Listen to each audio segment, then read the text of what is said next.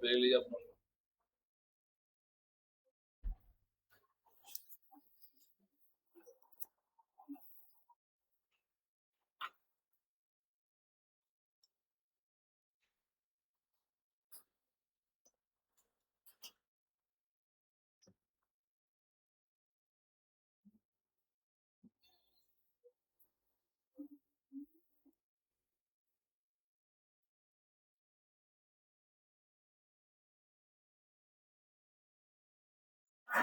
चलिए, कॉपी ले लिए आप लोग सब?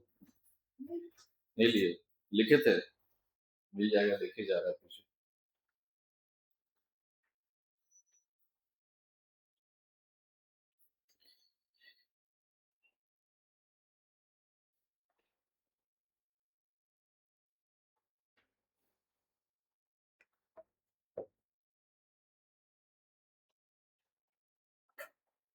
मिल गया कॉपी? लिखे ही नहीं? कब से लिखना है? कल अच्छा दिन है ना। जितना जल्दी लिखना स्टार्ट करिए उतना जल्दी सीखिएगा, ठीक है? इसलिए लिखने वाले बात को टालना नहीं है, लिखिए। लिखिएगा तभी सुधार होगा, बिना लिखे सुधार नहीं होगा। चलिए, कितने लोग सारा क्वेश्चन अटेम्प्ट किए थे? पढ़ाया नहीं गया था, चलिए, लेकिन उसके बारे में कुछ तो पता होगा। ऐसा नहीं है ना कि पॉवर्टी के बारे में आप लोग कुछ नहीं जानते हैं। कुछ तो पता होगा। अगर एग्जाम में क्वेश्चन आ गया जो बाउंसर को छोड़ देना है, एटलीस्ट अटेम्प्ट तो कर देंगे। 1 नंबर, 2 नंबर, 4 नंबर कुछ तो मिल जाएगा। चलिए, पढ़ाया नहीं किया, बाकी 3 क्वेश्चन अटेम्प्ट किए हैं सारा? किए हैं? क्या? वन भी नहीं पढ़ाया हुआ है? क्या समस्या हुआ था? स्पीड स्पीड स्लो है? दिक्कत क्या हुआ था?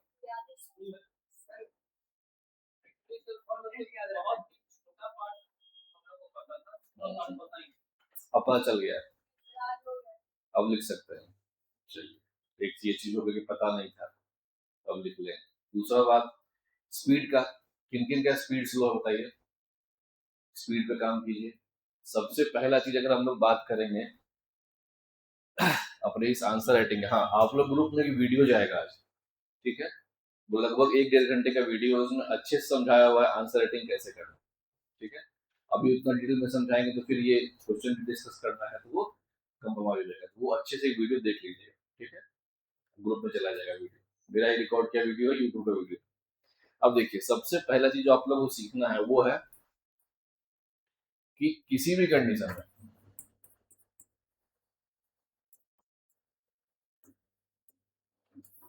It should not be compromise at any cost. आपको जो आता है वो लिखिए, ठीक है? जो आता है का मतलब कुछ भी उल्टा पुल्टा नहीं, पर आपको पता है जैसे पॉवर्टी पे क्वेश्चन आ गया, आप वेल प्रिपेयर्ड नहीं है, तो क्वेश्चन छोड़ने से अच्छा है कि आप इसमें जो आपको पता है लिख दें।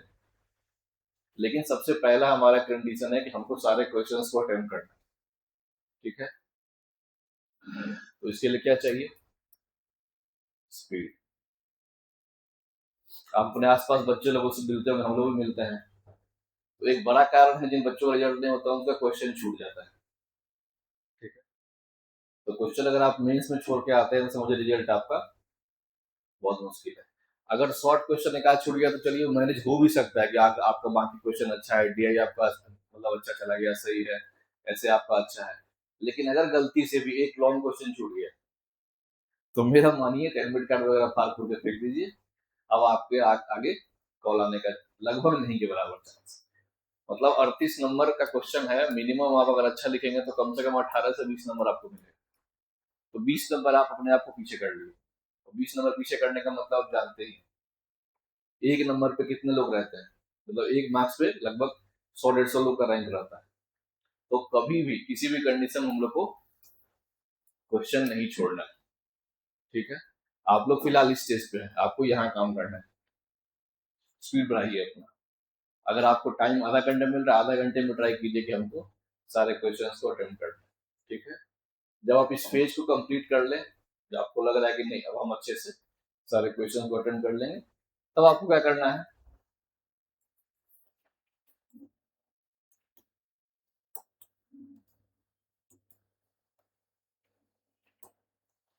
तो आपको फोकस करना है कि हम जो कंटेंट लिख रहे हैं क्या उस कंटेंट पे हम कुछ और ऐड कर सकते हैं। नॉर्मल कंटेंट तो सब लोग लिख रहे हैं, तब हम उस कंटेंट में ऐसा क्या ऐड करें जो हमको थोड़ा सा +2 या +4 मार्क्स दिलाते हैं।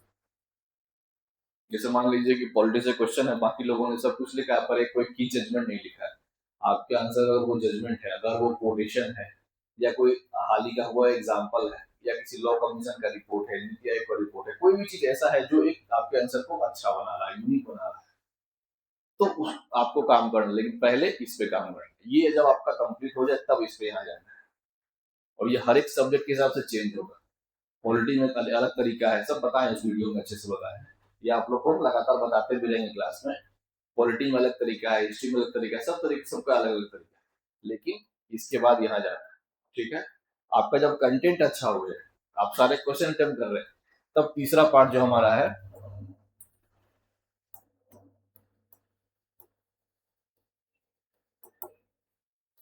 वो है प्रेजेंटेशन। उसके बाद हम लोग को फोकस करना है कि हमारे आंसर का प्रेजेंटेशन अच्छा हो।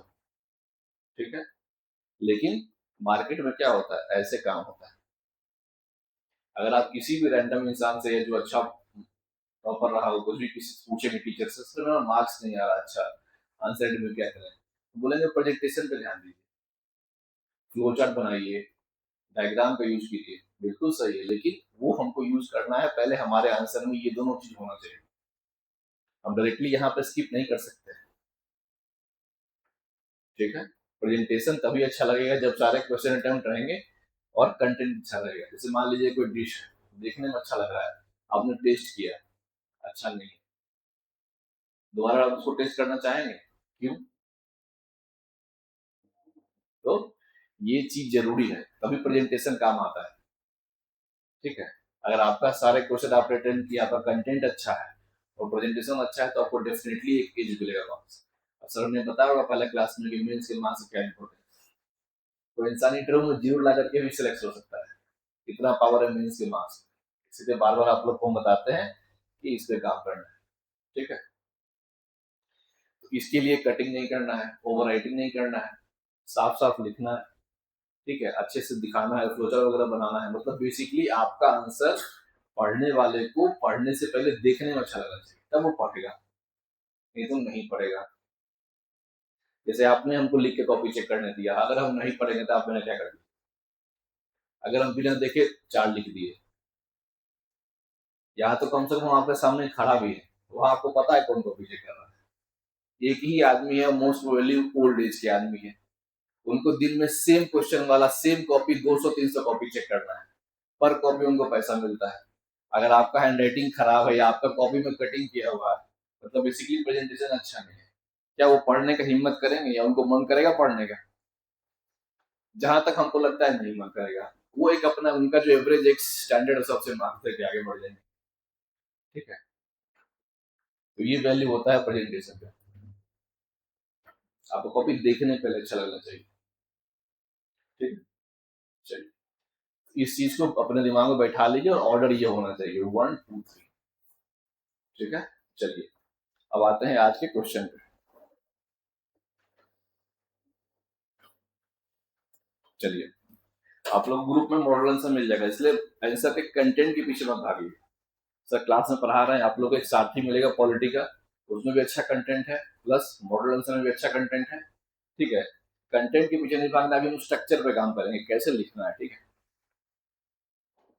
चलिए क्या था पहला क्वेश्चन?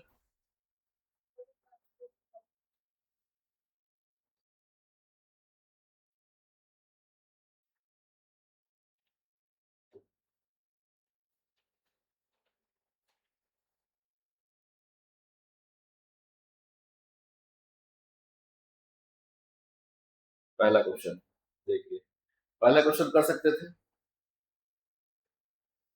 आप लोग। भी दिक्कत क्या है पता है, देखिए जैसे सर ने इसको क्लास में आज कराया कि कल कराया था? आज कराया, ठीक है, कल डिस्कस किए थे। कल अगर एक और क्वेश्चन आएगा ना, तो आप लोग पता क्या कीजिएगा, क्वेश्चन मान लीजिए एक लंबा सा क्वेश्चन, आपको बस वर्ड दे दिया कॉन्स्टिट्यूशन मॉरलिटी, हटाओ क्वेश्चन, सर क्या पढ़ाए थे, चेक, बिल्कुल उसको उतार दें।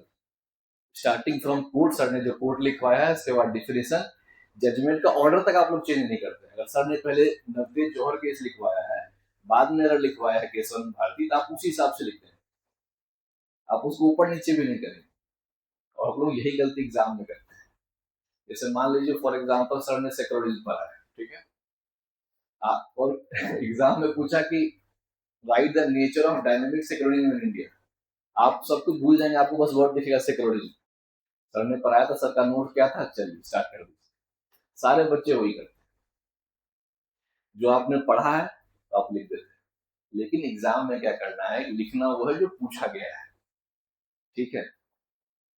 इसीलिए इस चीज को ध्यान रखिए ऑलवेज।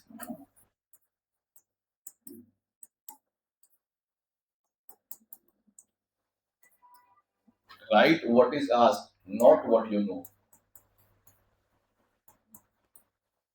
आपको लगता है सर सेक्युलरिज्म पे हम 4 कोट याद करके एग्जाम को बताना जरूरी है ना कि हमको ये सब पता है, क्या करेगा उसका जब उसका उस क्वेश्चन में नीड ही नहीं है तो, ठीक है।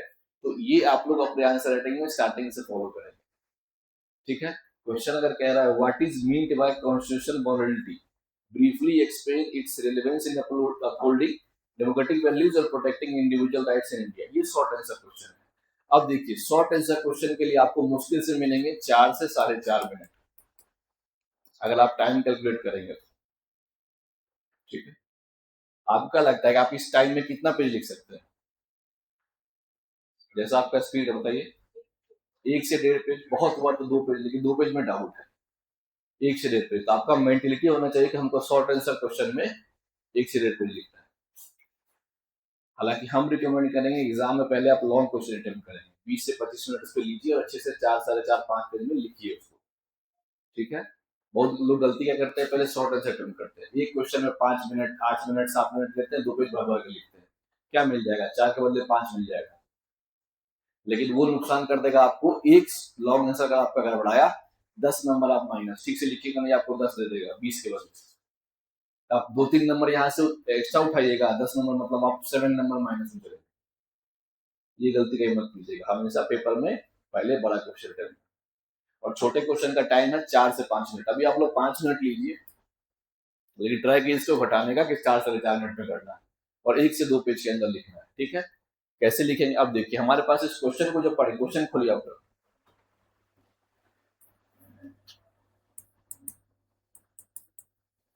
कॉन्स्टिट्यूशनल मोरालिटी, इसके बारे में पूछा है, पहला हमारा पॉइंट है। दूसरा पॉइंट क्वेश्चन का क्या है, रेलेवेंस इन अपहोल्डिंग डेमोक्रेटिक वैल्यूज।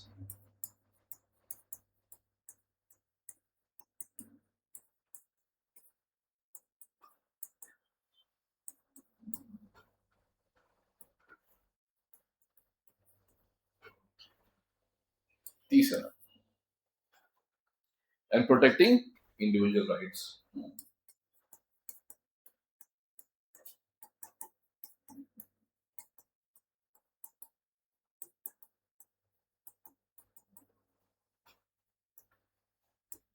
चलिए, ये क्वेश्चन पढ़ते ही आपके दिमाग में क्वेश्चन इस 3 पार्ट पे टूट जाना चाहिए, ठीक है।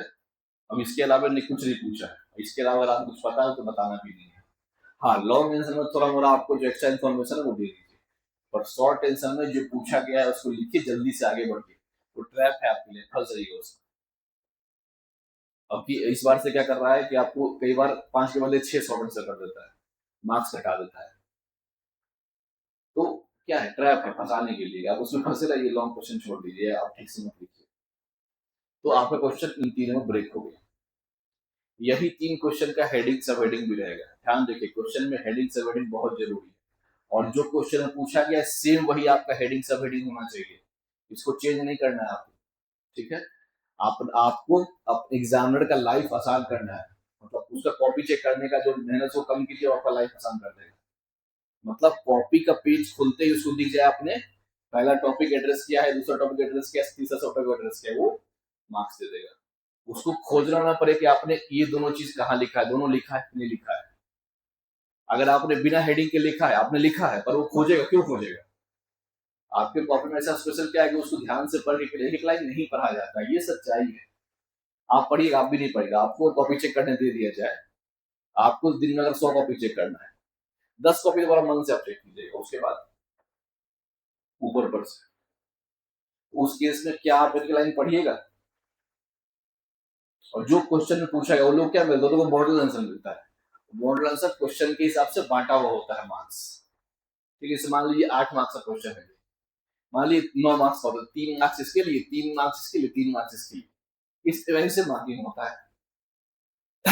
अब समझिए कि आपने इसको लिखा और ये दोनों लिखा, पर ये दोनों दिख नहीं रहा है उसको लगेगा कि आपने बस इसको एड्रेस किया है, 3 में से आपको 1.5 से 2 नंबर दे देगा, 1 से 2 नंबर दे देगा। तो हम लोग को ट्राई करना है कि जब भी हमारा आंसर हो, मान लीजिए कि आपका आंसर ये 2 पेज का है, ठीक है, तो आपके आंसर का पहला पार्ट क्या होगा, कॉन्स्टिट्यूशनल मॉरलिटी का डिफिनेशन, उसके बारे में जो पता हो 3 से 4 लाइन में शॉर्ट, ठीक है, अगर कोई कोड याद हो तो कोई कोड डाल देंगे, 3 से 4 लाइन में हमको उसको डिफाइन कर देंगे, ठीक है। अगला क्या पूछा, relevance of according numeric values, आपका मर्जी, या तो आप उसको पॉइंटर में या आप उसको फ्लो चार्ट के तरीके से दिखा सकते, या आपके मर्जी के ऊपर है, ठीक है। आपका मन हुआ आप ऐसे लिखें, ये जो है इसको ऐसे इसमें लिख दिए और आप इसको ऐसे करके दिखा दिए, 4 से 5 वर्ड, एक्सप्लेन नहीं करना, शॉर्ट आंसर क्वेश्चन। सेम आप ये टॉपिक यहाँ पे लिखे और इसका भी 3 से 4 पॉइंट लिखे और 2 लाइन कंक्लूड कर, बस यही पूछा गया है। अगर आपने रेलेवेंट कंटेंट लिखा है तो this will award you 4 to 5 marks, इस पे लिखिए, आगे बढ़िए, ठीक है। मतलब दे सकते हैं, नहीं दे सकते, आपकी मर्जी, पर आपको उनको दिखना चाहिए कि वो चीज क्या आपने उस चीज को एड्रेस किया है, मेरे हिसाब से दे ही दीजिए, ताकि उसको दिखे कि आपने इसको एड्रेस किया है। और ट्राई करना है कीवर्ड्स, जैसे सर आपने जब सर ने आपको पढ़ाया होगा, इसमें कुछ कीवर्ड होगा, लिमिटेड गवर्नमेंट, मतलब जो सरकार है वो संविधान के द्वारा लिमिटेड है, रूल ऑफ लॉ वहां पे लागू है। कॉन्स्टिट्यूशनल मॉरलिटी का मतलब क्या है,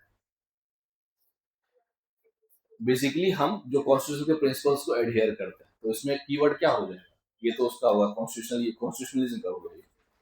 इसके अंदर क्या लिखेंगे, we will strictly adhere to the key ideas and principle of the constitution. Example देंगे प्रीएम्बल का, justice, rights, equality, fraternity, secularism, democracy, तो ये कीवर्ड से आपको दिखाना पड़ेगा, एग्जाम में दिखना चाहिए।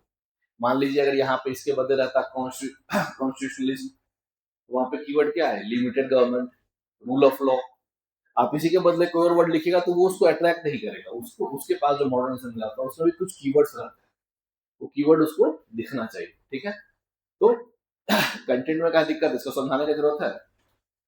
जैसे मान लीजिए इसका मतलब क्या हो गया, we will strictly adhere to the ideas given in our constitution, ठीक है, ये हमारा मॉडल, इसको हम लोग कहते हैं संविधान की जो आत्मा है, जो हमारे पास ऑब्जेक्टिव रेजोल्यूशंस क्या थे कि हम लोग को संविधान को ऐसा बनाना, और संविधान बनने के बाद जो संविधान हमारा बना उसको हम लोग को फॉलो करना, ठीक है, जिसके अंदर प्रीएम्बल के अंदर ढेर सारे हमारे ऑब्जेक्टिव्स हमको उनको फॉलो करना है।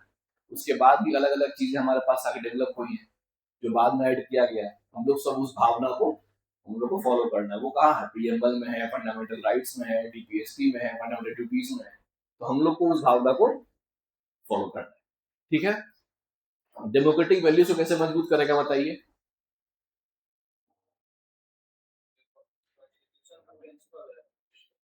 तो डेमोक्रेसी में कैसे कैसे उसको हेल्प करेगा बताइए।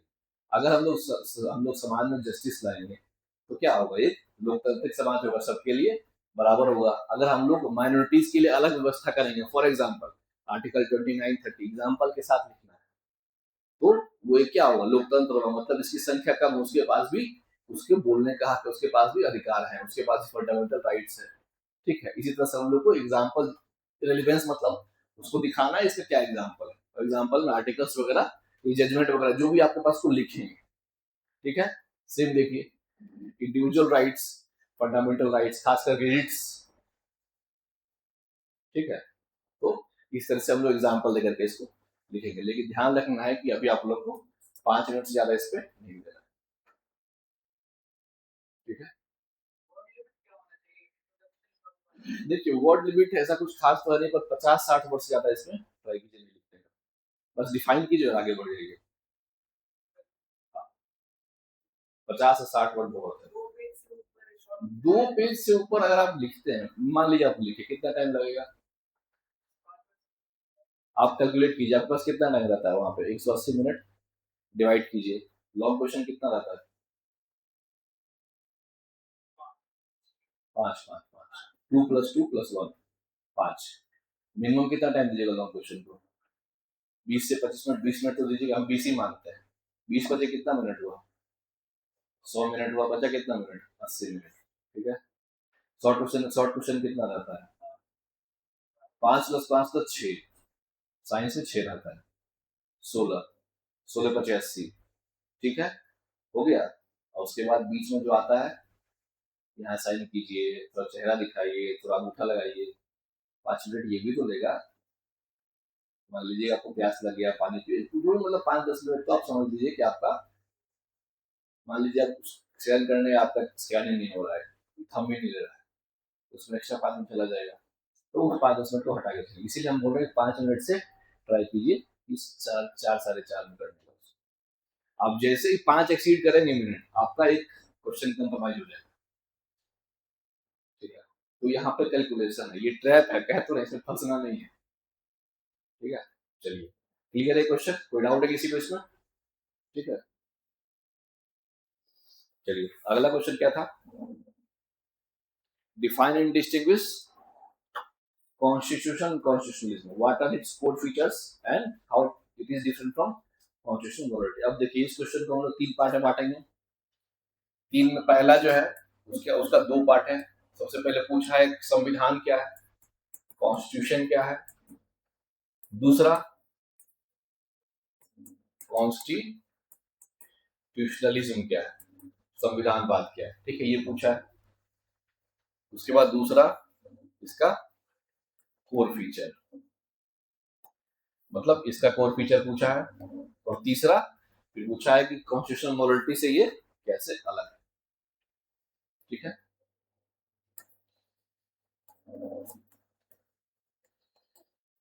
Constitutionalism versus constitutional morality. ये क्वेश्चन पढ़ते ही आपके दिमाग में इस तरह से क्वेश्चन टूट जाना चाहिए कि हमको इन चीजों को एड्रेस करना है।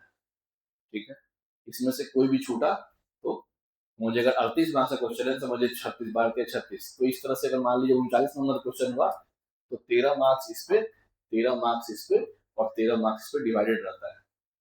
अगर आपने केवल इसको अटेम्प्ट किया है, इसको छोड़ दिया, मतलब इसको डिस्कस नहीं किया, तो 26 मार्क्स आपका आंसर चेक होगा, फिर आपको उसमें से 10 से 12 मिलने का चांसेस है। इसीलिए क्वेश्चन के हर एक पार्ट को एड्रेस करना जरूरी है। ये अभी हम क्यों बता रहे हैं आपको, एग्जाम में नहीं करना है बस, ये अभी तो आप रफ में कर सकते हैं, पर एग्जाम हो होने तक आपके दिमाग में टूट जाना चाहिए इस तरह से। ठीक है, अब स्टार्ट करेंगे हम लोग, संविधान को डिफाइन करेंगे कि संविधान क्या है, उसको डिफाइन करेंगे किस तरह से। एक फ्रेमवर्क ऑफ लॉ है जो किसी भी देश को गवर्न करता है। ये उस देश के जो अलग अलग बॉडीज है उनको पावर डिस्ट्रीब्यूट करता है और पावर देता है, और उस पर चेक भी लगाता है। ठीक है, एग्जाम्पल देंगे, कुछ कोड अगर याद है वो दे देंगे। फिर संविधानवाद क्या है ये दिखा देंगे कि कोई कि कई सारे देश है जहाँ पे संविधान है पर संविधानवाद नहीं है। क्यों? क्योंकि वहां पे संविधान के द्वारा कोई चेक नहीं है, वहां पे लिमिटेड गवर्नमेंट नहीं, रूल ऑफ लॉ नहीं। ठीक है, इस तरह से इसको डिफाइन करेंगे। तो ये दोनों हमारा डिफाइन हो गया, और बेसिक जो ये दोनों के बीच में एक आइडिया है जिसको हम लोग कहते हैं क्या, कि ये बताता है कि सरकार कैसे चलेगी, हाउ गवर्नमेंट इज ऑर्गेनाइज, और ये बताता है कि कैसे हमारा सरकार हमारे साथ बिहेव करना चाहिए। ठीक है, ये दोनों का बेसिक डिफरेंस हो गया। कंटेंट आपके क्लास नोट्स में है, किताब जो मिलेगा उसमें रहेगा, मॉडल आंसर में। कंटेंट के लिए परेशान नहीं, पर सीखना है लिखना कैसे। ठीक है, बेसिक समझ चाहिए। ये संविधान हो गया, ये संविधानवाद हो गया। अब पूछा है इसका कोर फीचर क्या होगा। Core feature, rule of law, independent judiciary, minority rights, federalism, secularism, justice. इस तरह से जो फीचर्स है संविधानवाद के, मतलब उनको हम लोग को एक्सप्लेन करते ना एग्जाम्पल के साथ कि हमारी सोसाइटी में कैसे काम कर रहा है, किस आर्टिकल के अंदर आता है। जब भी लिखेंगे पॉलिटी में तो आर्टिकल जजमेंट अगर आ रहा है तो उसको लिख देंगे। ठीक है, और हमारा लास्ट पॉइंट इस क्वेश्चन का क्या कह रहा है, जुडिशरी के बारे में लिखिए। Judiciary is the guardian of the constitution. और एग्जांपल क्या लिखेंगे, केशवानंद भारती केस के अंदर एक बेसिक स्ट्रक्चर डॉक्ट्रिन है, वो क्या कर रहा है, वो इसको मजबूत कर रहा है। कैसे मजबूत कर रहा है बताइए। केशवानंद भारती केस में जो बेसिक से डॉक्ट्रिन है वो कैसे इसको मजबूत कर रहा है?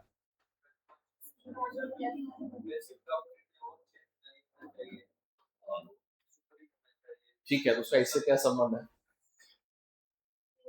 तो एफआरडीपीएसपी से ऊपर उठ के सोचिए,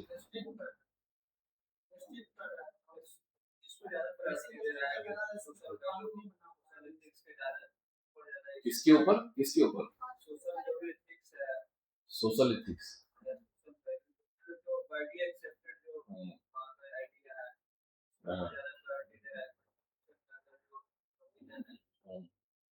तो लोकतंत्र में सोशल इथिक्स या सोशल वैल्यूज का क्या महत्व है?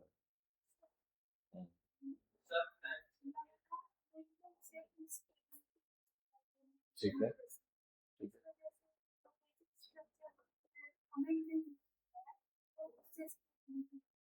और उसके बाद तो मिनट हुआ ना, 42 में हुआ था, अभी तो 106 तक चला गया। देखिए बहुत एक सिंपल सा चीज है, लोकतंत्र क्या है, डेमोक्रेसी क्या है? सिंपल भाषा में जिसको हम कहते हैं जनता का शासन। ठीक है, लोकतंत्र का मतलब क्या है? जनता का शासन। ठीक है, जनता का शासन मतलब जनता खुद तो शासन करेगा नहीं, क्योंकि हम लोग का संख्या, जनसंख्या बहुत ज्यादा है। अगर मान लीजिए कि हम लोग खुद शासन करेंगे तो किसी एक डिसीजन को लेने के लिए 140 करोड़ लोग का मीटिंग कराना पड़ेगा, जो कि प्रैक्टिकली पॉसिबल नहीं था। हम लोग अपना रिप्रेजेंटेटिव चुन करके भेजते हैं, कहाँ? संसद में। ठीक है, तो लोकतंत्र में सबसे ज्यादा पावर प्रैक्टिकली किसके पास होना चाहिए? जिसको जनता ने चुन के भेजा है, जनता के प्रतिनिधि को, यानी संसद को, यानी पार्लियामेंट को। और संविधान में क्या लिखा है? अमेंड करने का पावर किसके पास है? पार्लियामेंट के पास, यानी जनता के चुने हुए प्रतिनिधि के पास। और बेसिक स्ट्रक्चर डॉक्ट्रिन किसके पावर को कम करता है? पार्लियामेंट के पावर को कम करता है। मतलब जो डेमोक्रेसी का जो कोर आइडिया है उसको भी संविधान अपने अंदर दाब देता है, मतलब उसको कम कर देता है। क्यों? ताकि इसका मिसयूज ना हो सके। लेकिन अगर आप टेक्निकली सोचेंगे, ये क्रिटिसिज्म है बेसिक स्ट्रक्चर का कि एक लोकतंत्र में ज्यादा पावर किसके पास होना चाहिए? जुडिशरी के पास, जो इलेक्टेड, मतलब जो अपॉइंटेड ऑफिसर उसके पास, की जो चुने गए प्रतिनिधि उनके पास। ऑफकोर्स चुने गए, लेकिन बेसिक स्ट्रक्चर जो हमारा डॉक्ट्रिन है वो संविधान को प्राथमिकता देता है, मतलब संविधानवाद को मजबूत करता है। क्यों? पार्लियामेंट जो है वो संविधान की मूल भावना को नहीं बदल सकते हैं। आप इसको एग्जाम्पल में लिखें। ठीक है, क्लियर है, समझ गए? तो जब भी किसी चीज को डिफाइन करेंगे, समझाएंगे, तो उसका एग्जाम्पल भी साथ में लिखें। ठीक है, चलिए ये हो गया। लास्ट में क्या बचेगा कि संविधानवाद, कॉन्स्टिट्यूशनलिज्म वर्सेस कॉन्स्टिट्यूशनल मोरालिटी। ठीक है, इसको डिस्कस करिए। बताइए दोनों में डिफरेंस क्या है या क्या संबंध है?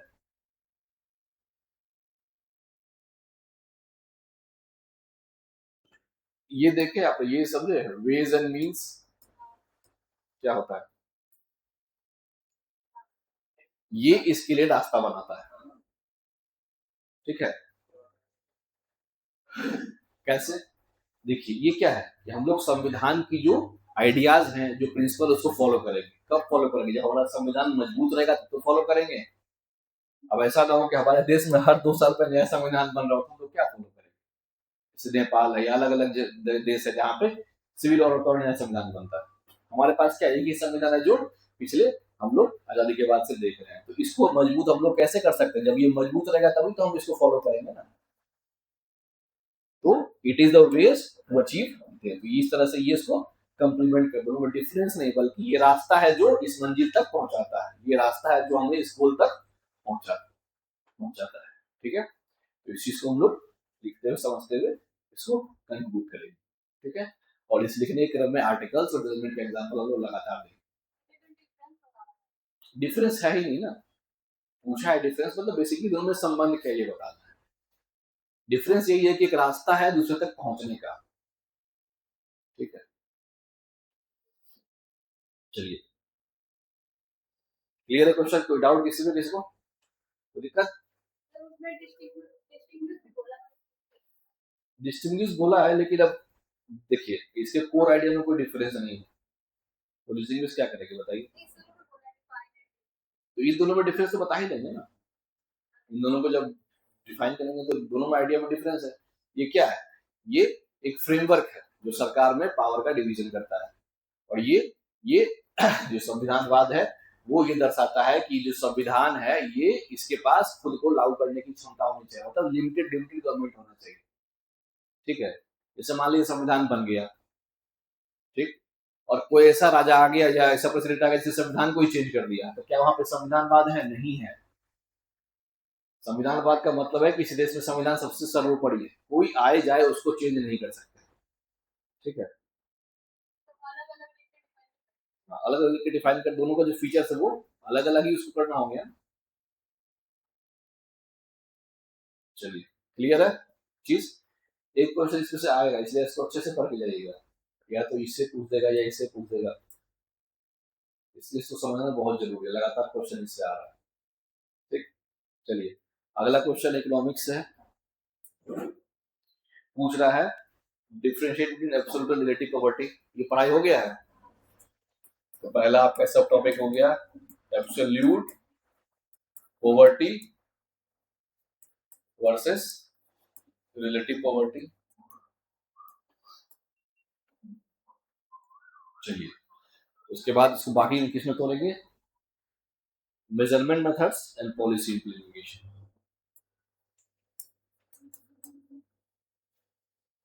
मेजरमेंट मेथड्स, तीसरा पॉलिसी इंप्लीमेंटेशन। चलिए, पहले वाले में क्या लिखे, दोनों में क्या डिफरेंस है बताइए?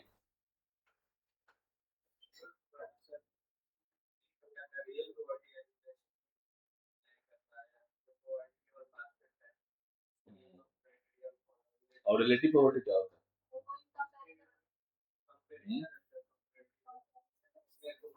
अच्छा, पॉवर्टी इसे कहते हैं, पॉवर्टी का बेसिक डेफिनेशन क्या है? अगर पॉवर्टी को हम आपको बोले कि एक वर्ड में डिफाइन कीजिए तो क्या है? Human condition. एक वर्ड में देखिए, एक वर्ड याद रखिए, कभी पॉवर्टी को डिफाइन करना हो तो इसको लिखिएगा। ठीक है, ये अपने आप में डिफाइन करता है पॉवर्टी, वर्ल्ड में भी इसी वर्ड को यूज करता है। पॉवर्टी क्या है? Deprivation of basic human needs. ठीक है, तो हम लोग जो बेसिक डिफिनेशन है पॉवर्टी का उसे स्टार्ट कर देंगे। ठीक है, ये इस क्वेश्चन में हम लोग ऐसे अटेम्प्ट करेंगे। देखिए, दो पेज हमारे पास है। तो सबसे पहले हमारा पॉवर्टी का डेफिनेशन आएगा कि deprivation of basic human needs. ठीक है, उसके बाद लगे ही हम लोग एब्सोल्यूट पॉवर्टी और रिलेटिव पॉवर्टी को यहाँ पे कंपेयर कर देंगे। क्लियर है? एब्सोल्यूट पॉवर्टी दोनों में क्या अंतर है बताइए?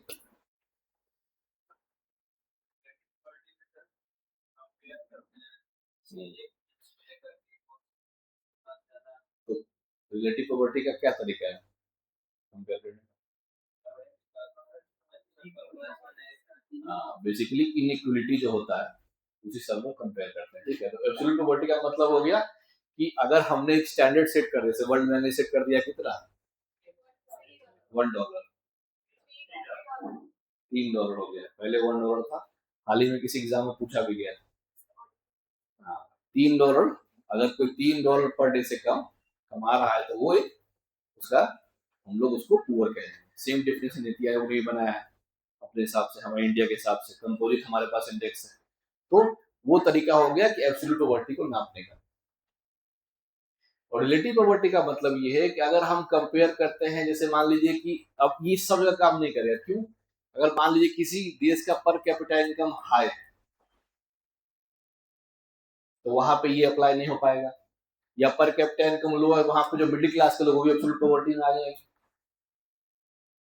तो पर कैपिटा इनकम जहां पे है उसके हिसाब से हम रिलेटिव पॉवर्टी को नापते हैं। फॉर एग्जाम्पल अगर कहा जाए इसके हिसाब से, एब्सोल्यूट पॉवर्टी के हिसाब से हम गरीब नहीं है, क्योंकि हम $3 पर डे से ज्यादा अर्न करते हैं।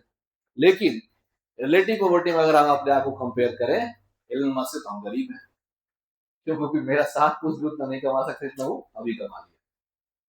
ठीक, क्यों? क्योंकि उसका जो रैंक है, पहला रैंक है, उसका जो दूसरा रैंक है, तो सेकेंड रैंक पे जो वर्ल्ड में सबसे अमीर है उसमें और एलन मस्क में जितना डिफरेंस है उससे कम डिफरेंस हमें और उस सेकेंड रैंक वाले में, मुझे कितना उसके पास अचीव कर लिया।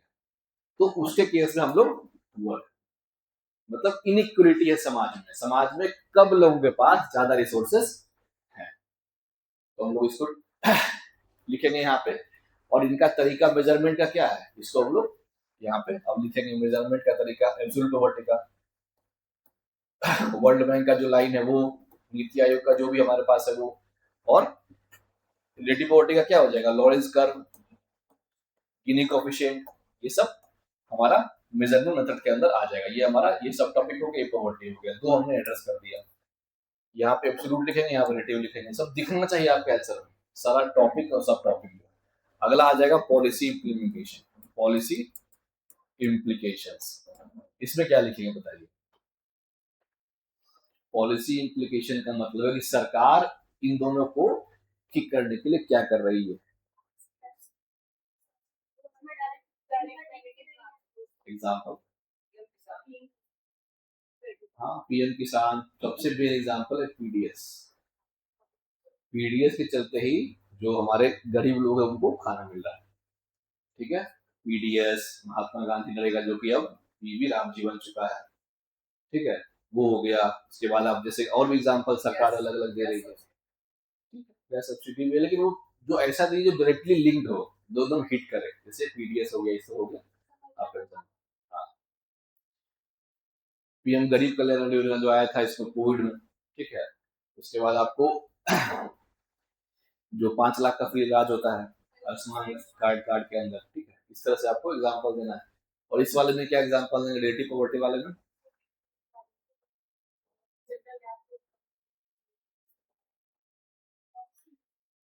सबसे पहला एग्जाम्पल है प्रोग्रेसिव टैक्सेशन। जैसे एक होता है कैपिटल गेन्स टैक्स, क्या होता है, पढ़ाई नहीं हुआ है। हाँ? देखिए, अगर मान लीजिए हम शेयर मार्केट में 1 लाख लगाते हैं और वो बढ़ करके 2 लाख हो गया, हमारा गेन कितना हुआ, 1 लाख। उस 1 लाख का हमको एक्स्ट्रा कैपिटल गेन्स टैक्स देना पड़ेगा।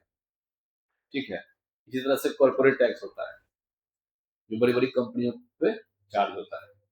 या हम लोग जब किसी सर्विस को यूज करते हैं, जैसे हमारे रेस्टोरेंट में खाना खाने गए तो स्वच्छ भारत सेस, कृषि कल्याण सेस, ये सब क्या है, ये जो आदमी उस लाइफस्टाइल को जी रहा है उसको उसको जैसे मान लीजिए कि जो सिन गुड्स है, जैसे मान लीजिए कि सिगरेट है, अल्कोहल है, इस पे सरकार एक्स्ट्रा टैक्स लगाती है। जो महंगी महंगी गाड़ियां हैं उस पर सरकार एक्स्ट्रा टैक्स लगाती है। तो क्या है, ये प्रोग्रेसिव टैक्सेशन, मतलब जो अमीर है उनसे पैसा लेकर के गरीबों में बांट, ये सरकार का तरीका है। कार्बन टैक्स, हाँ कार्बन टैक्स, लेकिन बेसिकली किस पे लगता है, हाँ तो कंपनीज पे लगता है, एग्जाम्पल दे सकते हैं।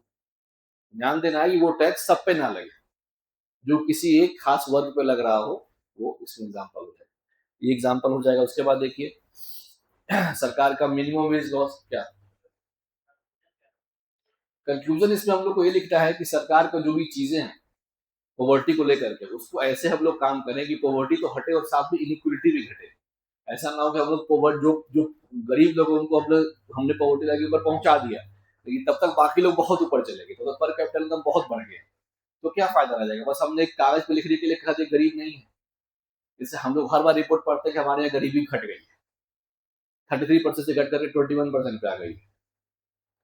पर क्या रोड पे आपको कुछ दिखता है कि गरीब घटे कि बढ़े? होमलेस लोग आपको ज्यादा दिखेंगे रोड पे, अनएम्प्लॉयमेंट ज्यादा है। तो जो कागज पे लिखा है और जो रोड पे हम लोग दिखता है, दोनों में अंतर क्यों है? अंतर इसलिए है क्योंकि हम लोग क्या करते हैं, बस जैसे मान लीजिए हम हमारे यहाँ हमने कागज पे लिख दिया कि हमारे पास 100% इलेक्ट्रिफिकेशन है, और क्या सब जगह बिजली पहुंची है? हमने क्या किया कि एक गांव को इलेक्ट्रिफिकेशन का जो डिफरेंस है को चेंज कर दिया। अगर गांव के 10% घर इलेक्ट्रिफाइड हम लोग मान लेंगे पूरे गांव बिजली आ गई, ऐसे करके कागज पे चीजों को पूरा किया जाता है। ऐसे नहीं करना है, हम लोग को ट्राई करना है, गरीबी तो हटाना ही है, पर उनका ओवरऑल होलिस्टिक डेवलपमेंट हो, होलिस्टिक ग्रोथ हो, ताकि उनका जब पर कैपिटा इनकम बढ़े और उनका जो आने वाला जनरेशन है वो इस ट्रैप से बाहर निकल जाए। ठीक है, क्लियर है, समझिए कोई दिक्कत इसमें। अगला क्वेश्चन जो है वो पढ़ाई नहीं हुआ है। देखिए, पॉलिसी इम्प्लीमेंटेशन का मतलब है कि सरकार एब्सोल्यूट पॉवर्टी कम करने के लिए क्या कर रही है और इसको कम करने के लिए क्या कर रही है। ठीक है, तो एक्चुअल पॉवर्टी कम करने के लिए सरकार पीडीएस में लगभग फ्री राशन दे रही है। ठीक है, 100 दिन का काम दे रही है, 125 दिन अब हो गया है। अलग अलग स्कीम के थ्रू गरीबों को मदद दे रही है। ठीक है, और इसके अंदर क्या होगा कि रिलेटिव पॉवर्टी को कम करने के लिए सरकार क्या कर रही है, प्रोग्रेसिव टैक्सेशन लेकर टीम में आई है, इंक्लूसिव ग्रोथ पे काम कर रही है, सबका साथ सबका विकास, ताकि अमीरों से ज्यादा टैक्स लेकर के हम लोग गरीबों तक पहुंचा सके। एग्जाम्पल कैपिटल गेन टैक्स हो गया, कॉर्पोरेट टैक्स हो गया, इस तरह का जो है, या आप इसके बारे में पढ़े होंगे सीएसआर, क्या होता है ये?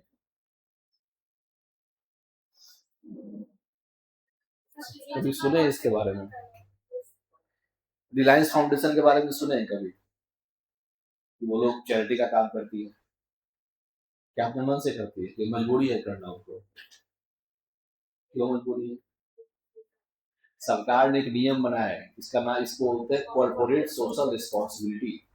जो बड़ा बड़ा कॉर्पोरेट का जो कंपनी है, उनका समाज के प्रति भी कोई दायित्व बनता है, या आप अपने प्रॉफिट का कुछ हिस्सा आप अपने हिसाब से चुन लीजिए, शिक्षा में, स्वास्थ्य में, पर्यावरण में, कहीं ना कहीं आप इन्वेस्ट कीजिए। ठीक है, तो ये सब के थ्रू सरकार क्या चाह रही है कि रिलेटिव पॉवर्टी कम हो, मतलब असमानता कम हो, पर कैपिटा इनकम बढ़े, यहाँ का अमीर और गरीब में जो दूरी है वो कम हो। ठीक है, क्लियर है? चलिए, लास्ट क्वेश्चन आपके हिसाब से पढ़ाई नहीं हुआ, कुछ पार्ट नहीं हुआ, चलिए इस क्वेश्चन को देख लेते हैं। ये क्वेश्चन कह रहा है, poverty in India is a multifaceted challenge driven bye historic, economic and socio cultural and political factors. ठीक है, तो यहाँ रुक जाइए और सोचिए क्या पूछा है। Poverty India is a multifaceted challenge driven by historical पहला, economic, socio cultural and political factors, मतलब इन चार चीजों ने पॉवर्टी को बढ़ावा दिया है। ठीक है, इंडिया में पॉवर्टी को इन चार चीजों ने बढ़ावा दिया। पहले आपको इसको अच्छे से दिखाना है, कौन कौन चार चीजें हैं। हिस्टोरिकल, क्या होगा हिस्टोरिकल, क्यों, क्या हिस्टोरिकल कारण है कि इंडिया में पॉवर्टी बढ़ गया? ब्रिटिश सरकार के समय हमारा deindustrialisation, land revenue system काफी एक्सप्लॉइटेटिव था। ठीक है, और हमारे इंडिया का जो ओवरऑल ट्रेड था उसको लगभग खत्म कर दिया गया। ठीक है, तो हिस्टोरिकल में हमारा हो जाएगा क्या, एक्सप्लॉइटेटिव कॉलोनियल रूल। दूसरा दूसरा क्या है हमारा, इकोनॉमिकल है। दूसरा क्या है, दूसरा इकोनॉमिक कॉज है। बताइए इसके अंदर क्या होगा? सॉरी, वन, अच्छा, केवल उसी के चलते हुआ, वो एक फैक्टर हो सकता है, मान सकते हैं। ये सबसे बड़ा फैक्टर हमारे यहाँ है, हमारा एग्रीकल्चर सेक्टर जो है परफॉर्म नहीं कर रहा। हमारे यहाँ मोर देन 50% लोग एग्रीकल्चर फील्ड में डायरेक्टली इन्वॉल्व है, मतलब हमारा 50% वर्कफोर्स यहाँ इन्वॉल्व, एग्रीकल्चर सेक्टर में इन्वॉल्व, और उसका कंट्रीब्यूशन जीडीपी में कितना है, 20% से भी कम, 17 से 18%। तो 50% आबादी एग्रीकल्चर पे डिपेंडेंट है, उसमें इन्वॉल्व है, अपने आप को समझ रही है कि हम खेती कर रहे हैं, हम रोजगार में, लेकिन वहां से आउटपुट कितना आ रहा है, आउटपुट तो नहीं आ रहा है। तो एक मेन कारण हमारे यहाँ क्या है, हमारे यहाँ मेन जो कॉज है एग्रीकल्चर का फेलियर। दूसरा चीज, इंडिपेंडेंस के बाद इंडिया ने जो पाथ चुना वो डायरेक्टली क्या था, एग्रीकल्चर से हम लोग शिफ्ट कर गए टर्सरी की तरफ। बीच का जो एक इंडस्ट्रियल फेज है उसको हमने लगभग स्किप कर दिया। ठीक है, इसके चलते क्या हुआ कि हमारा ये एक कोर नहीं बन पाया, इसीलिए हम अभी भी रॉ मटेरियल्स बाहर से इंपोर्ट करते हैं। ठीक है, तो ये भी बहुत बड़ा कारण है। आप इंडस्ट्रियल फेज में क्या पढ़ते हैं, कुछ है ही नहीं कि नेहरू जी ने कुछ स्थापना की, उसके अलावा क्या है हमारे पास इंडस्ट्रियल फेज? एग्रीकल्चर पढ़ते हैं, बीच में कुछ लड़ाई हो जाता है, उसके बाद 91 में हमारा एलपीजी पॉलिसी आ गया, हम लोग सर्विसेज की तरफ बढ़ गए, इंडस्ट्रियल डेवलपमेंट तो हुआ ही। तो ये कोर कारण है कि हमारे यहाँ इकोनॉमिक कारण है गरीबी का। ठीक है, और जैसे मान लीजिए सिंपल एग्जांपल इसका है, कोई त्योहार आता है, जैसे दीपावली आएगा, तो अगर यहाँ का कोई होम मेकर है वो दिया बनाएगा, कुम्हार वो दिया बनाएगा, उसका लागत प्रति दिया 50 पैसे, अगर मान लीजिए 50 पैसे, तो मिनिमम कम से कम 1 रुपये में तो बेचेगा वो, तब तो कुछ प्रॉफिट है उसको, कम से कम 10 दिया पे वो 5 रुपया कमाएगा। ठीक है, लेकिन चाइना में इस तरह का डेवलपमेंट हो चुका है मास प्रोडक्शन के बेसिस पे, कि जो प्लास्टिक का जो जनरल दिया आता है वो पूरा का पूरा जो 10 दिया का सेट है वो बनाता है 50 पैसे, उसको बेचेगा वो 1 पैसे 1 रुपये, यानी कि ये आपका पड़ जाएगा 10 रुपये दिया, वो पड़ेगा आपका 1 रुपये। आप क्या खरीदिएगा? पूरा इंडिया का ज्यादातर जो लोग क्या है, मिडिल क्लास, जब मार्केट में जाते हैं उनके लिए सबसे बड़ा फैक्टर क्या है, क्वालिटी नहीं, सस्ता क्या है। ऑफ कोर्स जहां मास प्रोडक्शन चाइना में हो रहा है वो सस्ता होगा, तो उसके चलते क्या है कि जो हमारा जो छोटा जो वर्ग है जो काम करके कुछ करना भी चाह रहा है उसको उस तरह की आमदनी नहीं हो पा रही, वो गरीबी को बढ़ावा देता है। तीसरा तीसरा फैक्टर क्या था हमारा, सोशियो सोशियो कल्चरल। इसके अंदर सबसे बड़ा हमारा बैरियर क्या है, कास्ट सिस्टम, जो फर्दर एग्रीवेट करता है गरीबी को, कास्ट सिस्टम। ठीक है, जो फर्दर एग्रीवेट करता है। इसके अलावा कास्ट सिस्टम के अलावा जेंडर इनइक्वलिटी, पैट्रियार्की, एक ग्लास सीलिंग बन गया है कि अगर महिलाएं हैं तो इस पोस्ट से ऊपर नहीं जा सकती, या फिर हम लोगों ने इमेजिन कर लिया है, जैसे इसको वर्ड बोलते हैं पिंक कॉलर जॉब्स, अगर हम नर्स वर्ड यूज करेंगे तो आपका दिमाग में महिला का इमेज आएगा, क्यों, एक मेल भी तो नर्स हो सकता है। अगर हम रिसेप्शनिस्ट का बात करेंगे तो क्यों एक लड़की का दिमाग मतलब इमेज आता है, क्योंकि हमने उस चीज के हिसाब से उसको डिजाइन कर दिया है। तो बोलते हैं पिंक कलर जॉब्स, हमने डिफाइन कर दिया नहीं आप यही ये बस यही पे काम कर सकते हैं। क्यों, अगर कोई भी हो इरिस्पेक्टिव ऑफ जेंडर, जो उसका टैलेंट है आपसे काम करना चाहिए।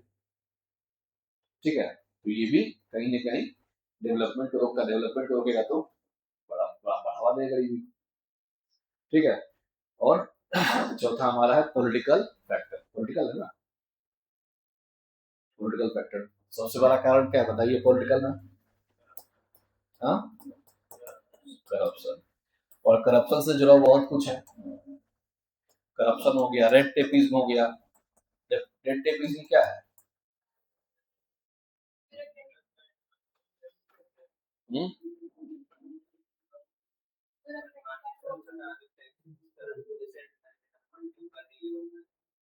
मतलब अननेसेसरी डिलेज करना, सिंपल चीज को कॉम्प्लेक्स बना देना।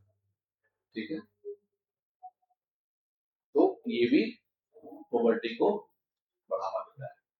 ठीक है, तो ये सारे हमारे पास हिस्टोरिकल, ये सारे फैक्टर्स इंडिया में पॉवर्टी को बढ़ावा देते हैं। तो क्वेश्चन का पहला पार्ट हमारा ये पूछ रहा है, इससे डील कर लेंगे अच्छे से। चलिए आगे, इसके बाद आगे वाला पार्ट क्या है, अब कह रहा है कि critically evaluate the shift in poverty alleviation measures from trickle down model, growth model to model rights based approach. अब देखिए, ट्रिकल डाउन थ्योरी पढ़ाई हुआ है क्लास में, हम बेसिक बताते हैं, बाकी सर जब पढ़ाएंगे तो समझ लीजिएगा अच्छे से। ठीक है,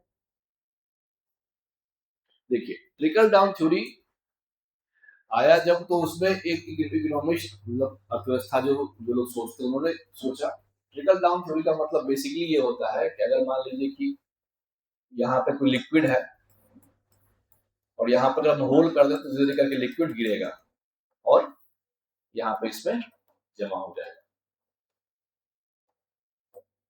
ठीक है, तो ट्रिकल डाउन थ्योरी का मतलब ये है कि लोगों ने ऐसा इमेजिन किया कि अगर हम लोग जो कॉर्पोरेट क्लास है या जो हमारे जो कैपिटलिस्ट इकोनॉमी है उसको हम लोग प्रमोट करेंगे, तो एक समय के बाद जो डेवलपमेंट है वो ऑटोमेटिकली हमारे मिडिल क्लास और लोअर क्लास के पास पहुंचेगा।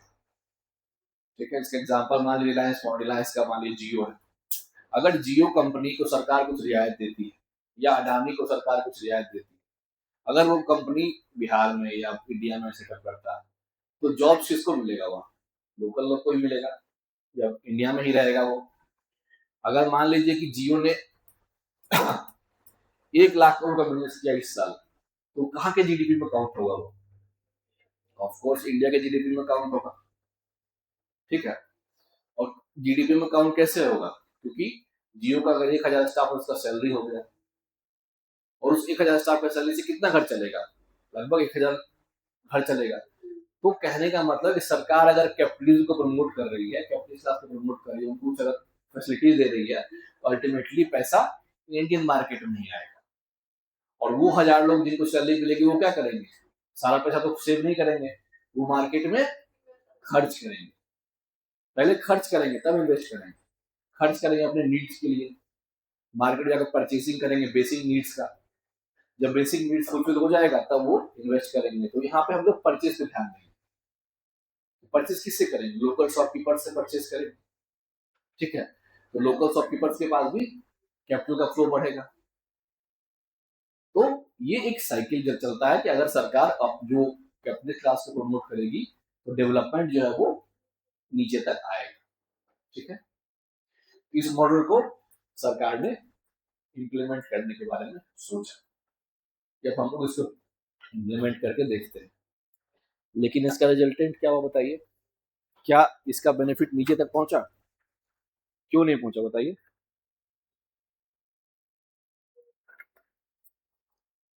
बताइए।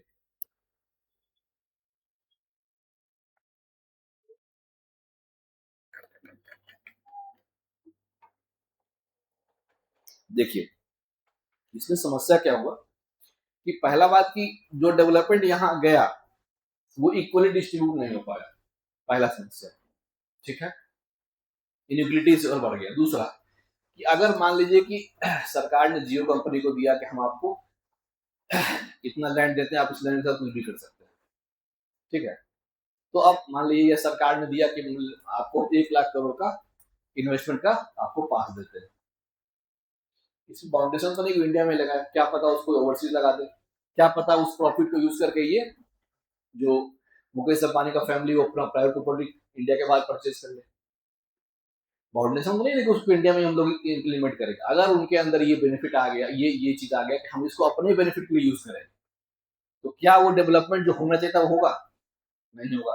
अगर करप्शन आ जाता है या सेल्फिशनेस का भावना आ जाता है और इंडिया में इन्वेस्टमेंट ना करके वो इन्वेस्टमेंट इंडिया के बाहर, तो क्या इंडिया को डेवलपमेंट होगा, नहीं होगा। इंडिया के जीडीपी में कोई कंट्रीब्यूशन उसका नहीं होगा, ठीक है। तो समस्या क्या है कि हमारे पास ये यहाँ तक पहुंचेगा ही नहीं, और अगर पहुंचेगा भी तो इक्वली नहीं पहुंचेगा। ये हमारे पास मेन समस्या है। और दूसरा कि जो वल्नरेबल ग्रुप्स है, खास करके जो सबसे समाज के नीचे तबके के लोग हैं, उनके पास कोई गारंटी नहीं है कि ये पहुंचेगा ही पहुंचेगा। जैसे मान लीजिए कि सरकार ये किसी कंपनी ने इस 6 महीने में इन्वेस्टमेंट किया तो लगातार पैसा आता गया, और मान लीजिए इकोनॉमिक क्राइसिस हो गया, दुनिया भर के लोगों, दुनिया भर में क्राइसिस हो गया, तो प्राइवेट कंपनी क्या करते हैं, सबसे पहले लोग को नौकरी से निकाल देते हैं। उसको हम लोग बोलते हैं मास, ये जो लोग को निकाल देते हैं। उस केस में क्या होगा, उस केस में तो उनके पास सैलरी रहेगी जो मार्केट में खर्च करेंगे, मार्केट में खर्च करेंगे, गरीबों को पैसा पहुंचेगा। समस्या है ना यहाँ पे। अगर सरकार ने या मान लीजिए कंपनी का रेवेन्यू कम होगा, उसने बोला कि आपको 50% सैलरी दे पाएंगे, तो आप क्या कीजिएगा, या तो आप 50% लीजिए, नौकरी छोड़ दीजिए। 50% से लेकर मिलेगा तो बेचारा उसमें क्या खर्च करेगा, वो बचाएगा पैसा, क्या पता अगर आर्थिक समय खराब होगा तो हमको ईवी नहीं मिले, कोरोना जैसा काल आ जाएगा तो ईवी नहीं मिलेगा हमको, उस केस में ये नहीं पहुंच जाएगा गरीबों तक।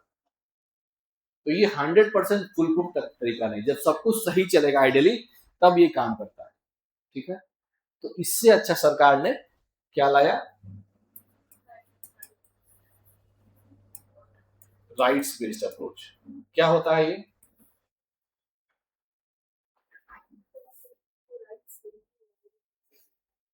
क्या राइट देंगे और क्या लेंगे बताइए।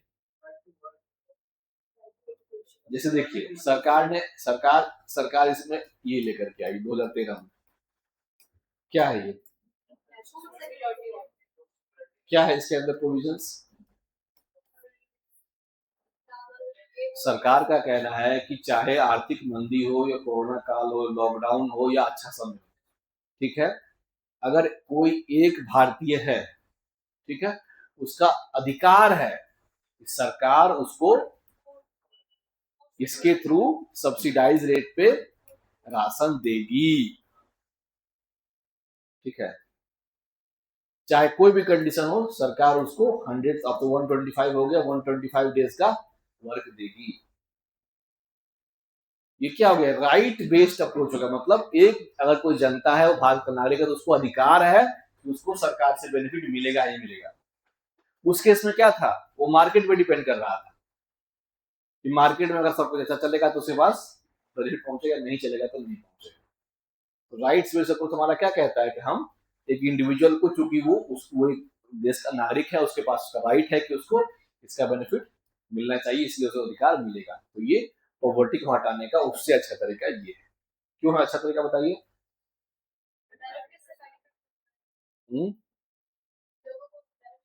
डायरेक्ट और किसी भी केस में फील नहीं करेगा। इसी के अंदर आप और एग्जांपल लिख सकते हैं। आरटी के अंदर जो गरीब बच्चों को एजुकेशन मिलता है पब्लिक स्कूल में, आपने मूवी देखी होगी हिंदी मीडियम, क्या था कहानी उसका, बताइए। नहीं देखा। आरटी के अंदर क्या प्रोविजन है बताइए पब्लिक स्कूल के लिए, मतलब प्राइवेट स्कूल के लिए, कि कुछ परसेंट सीट जो है वो कि गरीब बच्चों को आपको एडमिशन उसमें लेना है। ठीक है, तो हिंदी मीडियम फिल्म में ही दिखाया गया है कि चूंकि बहुत अमीर था, अच्छा बिजनेस चल रहा था, पर जिस अच्छे स्कूल में उसको एडमिशन कराना था वहां पे उसके बच्चे का एडमिशन किसी कारण से नहीं हो पाया। तो गरीब बनने की एक्टिंग करके वो फिर गरीब वाले कोटा से एडमिशन कराता है। तो यहाँ पे ये बेनिफिट है कि सरकार ने प्रोविजन दे रखे हैं कि अच्छे स्कूल में भी अब कुछ परसेंट बच्चे जो है गरीब के पढ़ेंगे ताकि वो उस पॉवर्टी के साइकिल से बाहर निकल जाए। ठीक है, इस तरीके से हम लोग इस चीज को दिखा सकते हैं। तो पॉवर्टी हटाने का तरीका ट्रिकल डाउन से अच्छा है कि हम लोग राइट बेस्ड अप्रोच पे काम करें। ठीक है, और बाकी लोगों का अलग अलग अप्रोच है। अमर सिंह ने कहा कैपेबिलिटी अप्रोच,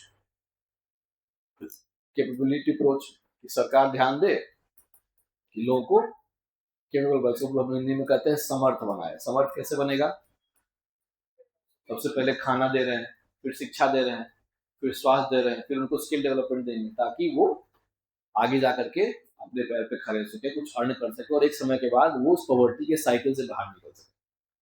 पॉवर्टी का जो विशेष साइकिल है वो क्या है बताइए,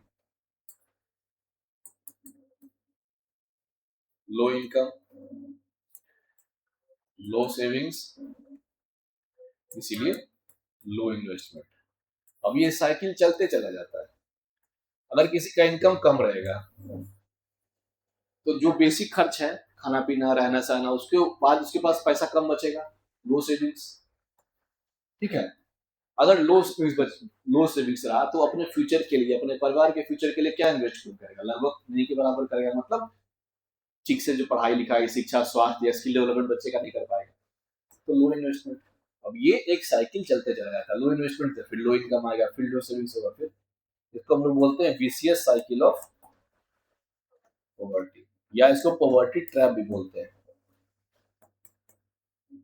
ठीक है, इससे बाहर निकालने के लिए हम लोग को इस पर ध्यान देने की जरूरत है। ये सब चीज आप लोग कंक्लूजन में लिखें। ठीक है, तो चित्र उत्र बना दीजिएगा, अच्छा लगेगा देखने। ठीक है, ठीक है ना। चलिए, आज के लिए इतना ही। लेकिन यहाँ से सीखने वाला चीज क्या है, सबसे पहला आपको घर जाके वीडियो देखना है जो कि 1-1.5 घंटे का होगा। उसको देखिए और समझिए कि आंसर राइटिंग का बेसिक क्या है। उसके बाद आज जो समझाए 3 चीज क्या समझा बताइए।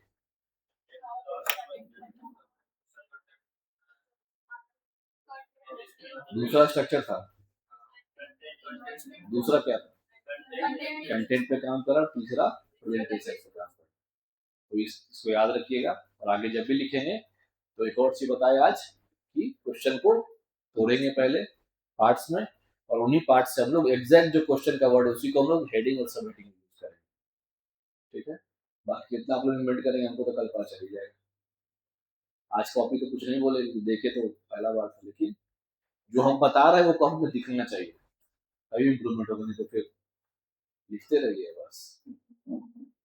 ठीक है, जो बताया है ट्राई कीजिए। नहीं सब कुछ कल ही नहीं हो जाएगा, आपको पता है नहीं, लेकिन कुछ कुछ करके जो बताया जा रहा है उसको अपनी कॉपी में लाइए, और अब आपको लिखते लिखते ऑटोमेटिकली आपको समझ आ जाएगा हाँ वो अच्छा आंसर हम लिख रहे हैं। ठीक है, चलिए।